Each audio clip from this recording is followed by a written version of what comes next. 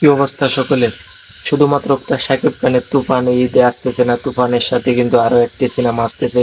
সেটা হচ্ছে প্রযোজক ইকবাল সাহেবের রিফেস সিনেমাটি কিন্তু আসতেছেন। সেই সিনেমাতে অভিনয় করেছেন আমাদের বাংলাদেশের অন্যতম একজন নায়ক, তার নাম হচ্ছে রুশান, এবং সেই সিনেমাতে নায়িকা হিসেবে আছেন শবনম বুবলি। তো সবকিছু মিলিয়ে সেই সিনেমার ট্রেইলারও মুক্তি পেয়েছে ইতিমধ্যে। ট্রেইলার সহ দুইটা গানও আমাদের মাঝে এসেছে, এবং স্পেশালি আজকে একটা গান এসেছে, এবং সেই গানটা আমি দেখেছি। সবকিছু মিলে আজকে তো এভরিওয়ান, আজকের ভিডিওতে আমি কথা বলবো প্রযোজক ইকবাল সাহেবের রিফ্রেশ সিনেমার ট্রেইলারটি কেমন লেগেছে, এবং বেসিক্যালি দুইটা গানও এসেছে, আমার কাছে কেমন লেগেছে, এই সিনেমাটা কি তুফানের সাথে কুলাতে পারবে কিনা। কারণ আমরা জানি প্রযোজক ইকবাল সাহেবের চাপাটা অনেক বড়, অনেক সময় মেরেছে আমাদের সামনে, ইতিমধ্যে কিন্তু আমরা শুনেওছি। এবং এই রিফ্রেশ সিনেমাটাকে অনেক অভিনেতা আছে বাংলাদেশের, আমি বলবো না তাদের নাম, বলতে চাই না, এটা বলবো না, কেন বলবো না। একজন হচ্ছে মনোয়ার হোসেন ডিপজল সাহেব, আবার একজন হচ্ছে সুনামধন্য একজন অভিনেতা পরিচালক, তার নাম হচ্ছে কাজী হায়াত সাহেব। তো ওরা দুইজন কিন্তু, ওদের দুইজনের বক্তব্য হিসাবে তারা কিন্তু এই যে প্রযোজক ইকবাল সাহেবের রিফ্রেশ সিনেমাটা কিন্তু তারা এগিয়ে রেখেছেন। তো আমি অবশ্যই এটাই দেখবো যে রিফ্রেশ সিনেমাটা তাদের বক্তব্য অনুযায়ী তুফান সিনেমাকে কি হারাতে পারবে কিনা ব্যবসায়িকভাবে। তারা তো বলেছে যে রিফ্রেশ সিনেমার সামনে তুফান সিনেমা আসলে পারবে না। তো তারা কি আসলে সত্য বলেছে কিনা, বাট তাদের কথা যদি আজকে মিথ্যে হয়, এবং আমার যদি মনে হয় মিথ্যে হয়েছে, তাহলে আমিও বাংলাদেশের একজন সিনেমা প্রেমী। আমি মনে করব তারা আসলে তাদের যে সম্মানটা ছিল এতদিন আমার কাছে, সেটা কিন্তু আজকে নষ্ট হতে যাচ্ছে। বেসিক্যালি আমি মনে করব তারা সিনেমার বিষয়ে কোনো অভিজ্ঞতা তাদের কোনো দিন ছিল না, এবং আদৌ নাই, এবং ভবিষ্যতেও তাদের সিনেমার বিষয়ে কোনো অভিজ্ঞতা হবে না। তো এভরিওয়ান, এটাই ছিল আমার তাদের উদ্দেশ্যে সবচেয়ে স্পেশাল কথা।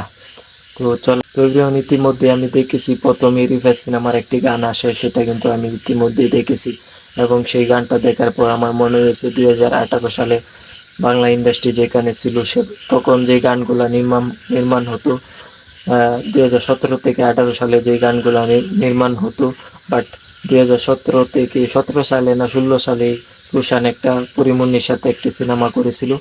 সেই সিনেমাটা আমি দেখি নাই, বাট একটা গান আমি দেখেছিলাম। তো সেই সিনেমাতে যে গানগুলা করেছিল, বা সেই সিনেমাতে যে গানগুলা করেছিল, তাতেও কিন্তু এবার যে রিফ্রেশ সিনেমার গানগুলো আমি দেখলাম, দীর্ঘ প্রায় 5-6 বছর পরে এসেও কিন্তু বাংলা ইন্ডাস্ট্রিতে এরকম গান হয়েছে, যেটা কিন্তু আরো 5-6 বছর আগে যে গানগুলো হয়েছিল সেটার থেকেও কিন্তু এখন খারাপ করেছে রিফ্রেশ সিনেমার গানটা। তো আপনারা বুঝতেই পারছেন যে এই গানটা আসলে কেমন হয়েছে। তো আমি বেসিক্যালি যে বলতে চাই, এটা নতুন না, বাংলাদেশে আরো অনেক সিনেমায় আমরা এরকম গান দেখেছি, এটা কিন্তু নতুন না। বাট আমি বলতে চাই যে এই গানটা অবশ্যই আমার ভালো লাগে না, কারণ আমার মনে হয়েছে যে এই গানে আসলে নতুন কিছু দিতে পারে না ইকবাল ভাই। তো তার জন্য এইসব গান আসলে বাংলাদেশে বেসিক্যালি প্রতি সময় কিন্তু লেগে থাকে, কারণ এতে ভালো কিছু কিন্তু বাংলাদেশে হয় না, এতে খারাপ কিছুই হয়। বাট এটাও খারাপ কিছু, এটাও ভালো কিছু না। বাট একজনের কাছ থেকে আমরা বাংলাদেশে ভালো কিছু, ভালো বাজেট মানের কিছু পেতে পারি, সে হচ্ছে আমাদের মেগাস্টার শাকিব খান। তো সব কিছুর পরও আমার মনে হয়েছে যে রিফ্রেশ সিনেমার এই গানটি আমার কাছে ভালো লাগে না।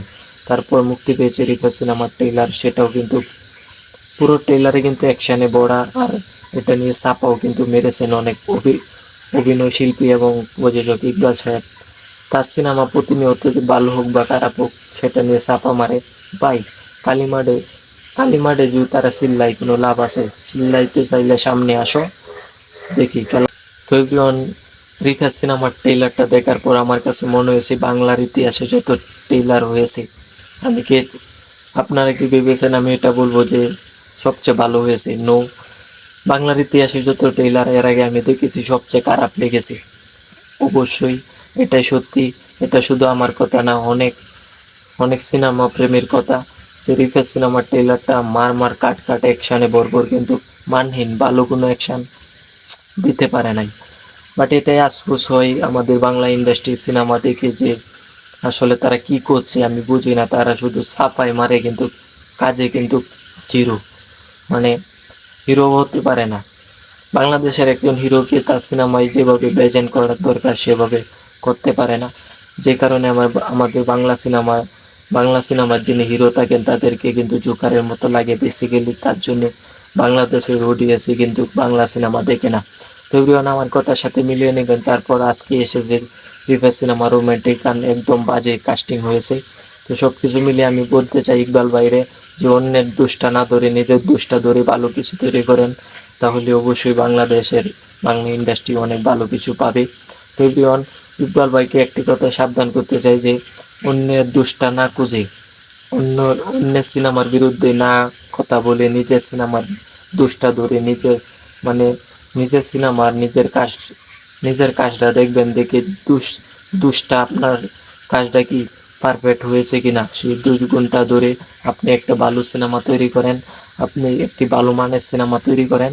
তারপর এসে শাকিব খানের বিরুদ্ধে কথা বলবেন এবং শাকিব খানের সিনেমা নিয়ে কথা বলবেন। আমি মনে করি আপনি সিনেমার যোগ্যই না।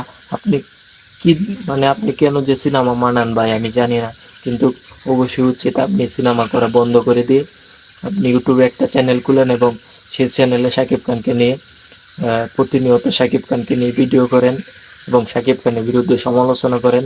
তাহলেও মাস শেষে অনেক টাকা কামাতে পারবেন এবং